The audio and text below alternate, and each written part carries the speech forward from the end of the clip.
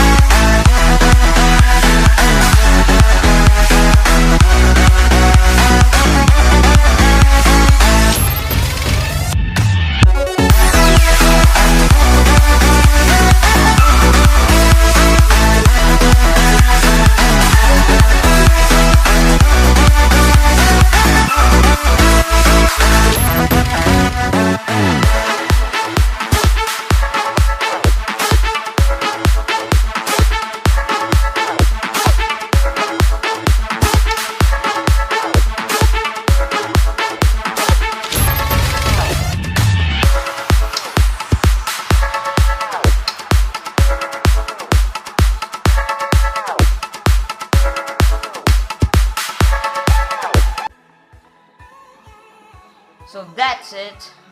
This is the finished crossbow, and I made this out of some Q-tips which you use to clean your ears, and this is a binder clip, popsicle stick, cardboard, and I attached some velcro, and when you push this it shoots. See? So make sure you like, subscribe, and follow us on Instagram at Phantom Stuffs.